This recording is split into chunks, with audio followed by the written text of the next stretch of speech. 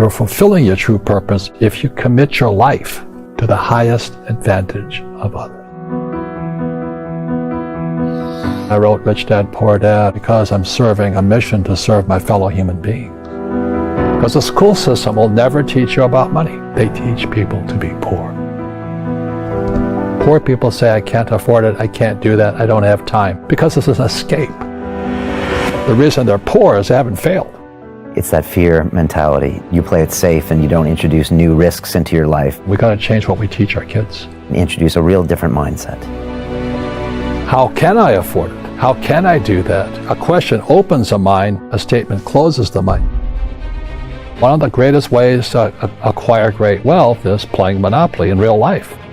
So my game financially is business, number one. Second is real estate. And that's why I pay no taxes. My success comes from spirituality, not finance. Every time I failed, it was like, okay, what have I learned? I grow from it. We have a mission to do. You do not belong to you. You belong to the universe. What does God want done that I might be able to lend a hand at doing? I don't think God likes people being poor. So my father was the head of education, PhD, all that stuff. I go home and ask him, I said, why don't we learn about money in school? And he looked at me and says, because the government doesn't let us teach that subject. The government tells us what we can teach and what we can't teach. And I thought that was strange. And I said, but aren't we going to school to learn about money? He says, no, your job is to get a job. I said, but you get a job to earn money. He goes, no, you're supposed to just get a job. I went, no. Isn't the purpose of a job to earn money? He goes, you're correct. I said, so why don't I just learn about money? I can skip the job part, And he got flustered and he said, look, and my father was, for Japanese, very tall, 6'4", and imposing man, good guy. But he says, if you want to learn about money, why don't you ask your best friend's father about money? And I said, why? That's Mike. So I asked him. He says, because Mike's father is an entrepreneur. And I said, what are you? He says, I'm an employee. I'm a government employee. I went, oh, what's the difference? He says, the difference is an entrepreneur must know about money, or they're no longer entrepreneurs. And he says an employee doesn't have to know anything about money, because the government will take care of them, the company will take care of them. So I'm all confused. But I took my dad's advice and I trundled over to Mike's father's office and knocked on his door and I said, hey, I'm here, 9 years old. Teach me about money. He says, beat it, kid, But that's where the story of Rich Dad, Poor Dad started. And finally, through persistence, my rich dad started teaching me about money on one condition. And that condition was he would never pay me. He says, the moment I pay you, you think like an employee. He says, that's the trap. Entrepreneurs work for free. And now I'm 9 years old, my head's going cracking in half. He says, you never want a paycheck. You understand that, kid? I said, okay, I got it. And he says, well, how do I make money? He says, that's what entrepreneurs figure out. It's like a cat, which comes first, a cat or the cat chasing its tail. And I said, so how do I learn about money?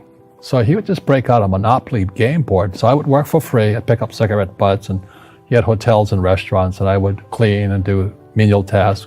And as I got older, I started getting into office work and marketing and accounting, and I was an apprentice basically, but I always worked for free. And he would teach me about money, but the way he taught me about money was playing Monopoly. And finally one day I got upset. I said, well, when are you going to teach me about money? He says, what do you think we're doing? We're playing Monopoly. He goes, no. What do you think we're doing? We're playing Monopoly. He says, what do you think we're doing? So I don't know. I'm teaching you about money. And then that's when, you have one green house. He says, there's many formulas for great success in money. There's thousands of them. But one of the best ones found on the game of Monopoly. It still is today. 4 green houses, 1 red hotel. I said, what? He says, one of the greatest ways to acquire great wealth is playing Monopoly in real life. 4 greenhouses, 1 red hotel. Well, is that all there is? He goes, that's it. And he says, what do you think I'm doing? And I went, I don't know. So then he took me out, he showed me his greenhouses. And 10 years later, when I was 19, I was now in school in New York, and I come back to Hawaii, and Rich Dad had bought the biggest piece of land smack dab in the middle of Waikiki Beach. And when you go to Waikiki Beach today, you'll see the Hyatt Regency Hotel. That was his hotel. Just like the game of Monopoly. Just like the game of Monopoly. Acquired assets, and they became bigger assets. He just kept what's called an assemblage, because that property wasn't that big at that time. So he had to buy out all the small guys. Because Waikiki was a little dirt water little town. So he'd buy out this shop owner and buy that shop owner.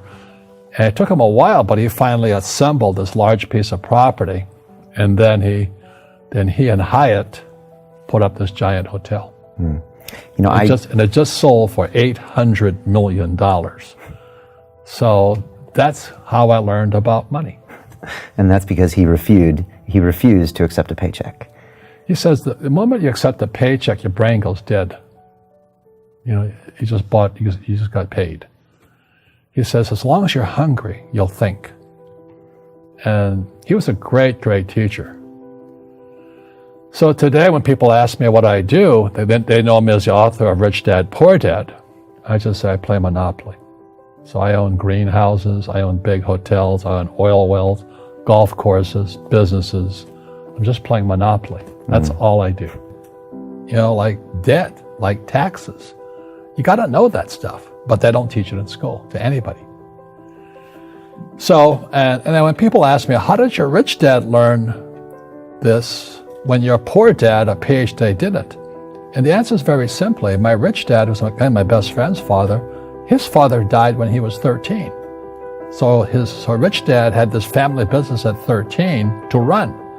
So he had to drop out of school, which was his blessing. You know, there's blessings, and you know, sometimes the blessing doesn't look like a blessing, but it turned out to be a blessing.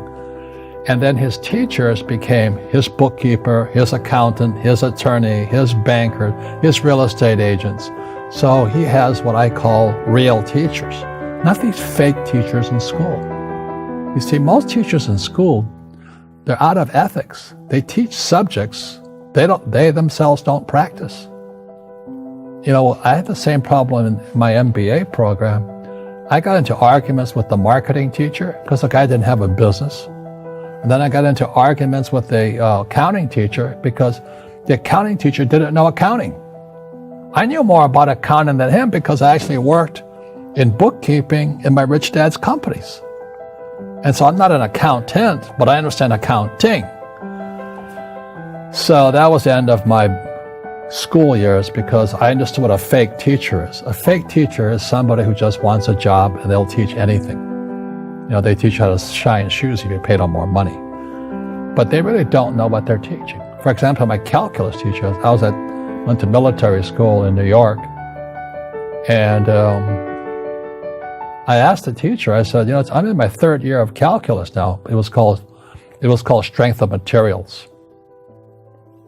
I said, am I ever going to use this stuff? He goes, no. You know, I said, why do you teach it? He says, because I get paid. I said, do you ever use it? He goes, no. And that's why, you know, you have to, in life, one of the things I suggest to people, you got to find a real teacher versus a fake teacher. And a fake teacher is somebody who doesn't do what they teach. And a real teacher is doing what they teach every day. So my accountants, my attorneys, they're in it every single day. And that's how I learn, because every day I'm solving problems in my business. So I have accountants and attorneys and bankers and all these people on speed dial because I'm solving problems with my team. Robin Hood and his gang. Are you Robin Hood? Taking from the rich and giving to the poor? No, I don't believe it. I don't believe in giving to the poor. But you're giving knowledge to the poor. Yes. That's a very big difference. You see, people say, well, why don't you give the poor money? So the only problem with that is it just creates more poor people. Give a man a fish, he fishes for the day, or eats for the day. Yeah, you give a man a fish, you get a lot of people who want more fish, you know. but you teach them to fish. But you are the Robin Hood of knowledge, because I see you giving this knowledge out, and Yeah. do the rich people cringe and say, don't tell them that, Robin? Yes. Don't tell people what you know. Right. Keep them poor.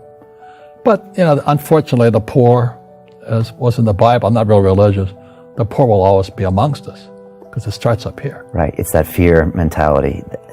It's in their words, and the words become flesh. Again, I'm not really religious. I flunked out of Sunday school also. But when they say I can't afford it or I can't do that, they go down. They become what they say. And I made so many people, I can't afford it. You think I'm made of money? Your mom used to say that. Your mom used to say that. My dad. Your dad. My PhD dad, he says, what do you think I am, made of money? I can't afford that. And my rich dad would say, that's why he's poor. Poor people say, I can't afford it, I can't do that, I don't have time. Because it's an escape. It's an escape. You know what I mean? It's easy to say, I can't afford it. Oh, I'm too tired. Oh, I can't go to the gym. When you could go to the gym, but no, I can't. Truth is, I'm just too lazy to go to the gym. And you play it safe, and you don't introduce new risks into your life. And so I have job security. Right. And your rich dad used to say what instead of, I can't afford it? How can I afford it? How can I do that? What would it take, or why should I do that? He says that a question opens the mind, a statement closes the mind. See, when you say, I can't afford it, your mind shuts down, and you become what you say.